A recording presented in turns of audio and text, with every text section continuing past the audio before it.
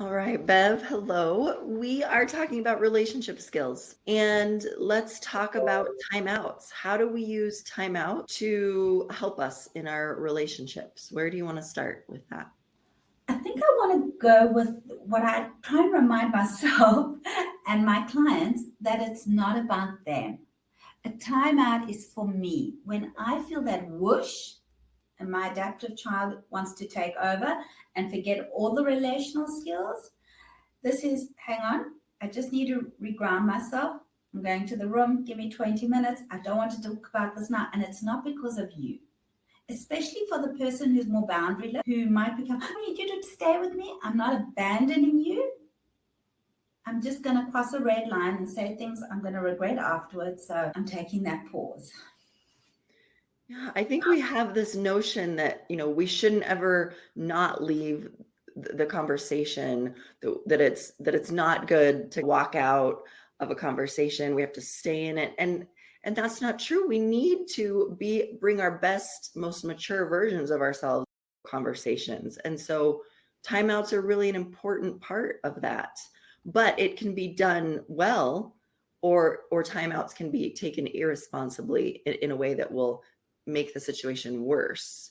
So what do you want to share about how to take timeouts? Like you were saying, not saying you need to be a timeout. That would be an unhelpful way. Do you have any other Right. tips on making timeouts more productive? Give it a clear construct and definition. I'm going to take 20 minutes and then I'll get back to you. And that after 20 minutes, that getting back to you might be, I need more time. I need half an hour. I need half a day. And Terry has this 10 commandments of healthy timeouts, what that framework is. And then maybe after a day, we might not be able to discuss the issue, but at least we can come back together again and talk about what happened and what can we do together, because this is a very sensitive issue for both of us. Do we maybe then need a third party in? I call it a third head. Are we stuck?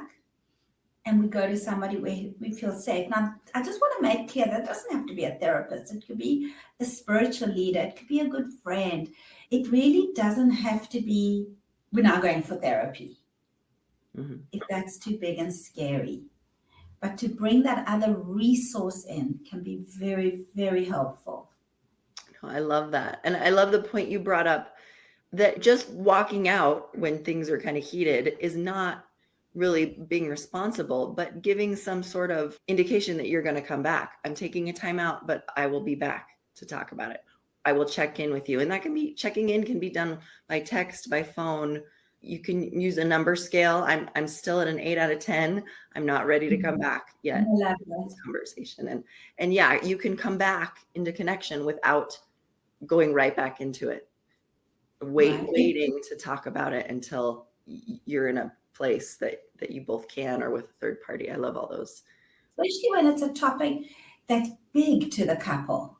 And that could be religious differences, it could be political differences. It's very valuable then to say, let us bring someone in to help us reconnect. And maybe sometimes we just have to say, this is an area where we don't agree. And that's okay. And Yeah. can the relationship sustain that difference or not? Those are big questions we need to ask ourselves. Yes, I love that. Yes, timeouts are a part of the bigger picture of how do we manage these differences between us? How do we live together when there's sometimes these things that can activate a lot of emotion, and we have to kind of distance ourselves for a few minutes to be in our best version of ourselves before we can even talk about some of these things or navigate some of these areas together. Right. I love I that. remind couples that, what was relevant to them at the start of their relationship might not be relevant 5, 10 years down the line. Mhm. And relationship needs to constantly be renegotiated. And the timeout might just give you that pause. Where Yes, am I now? I love that. Thank you, Bev. Wonderful Thank thoughts as always. you.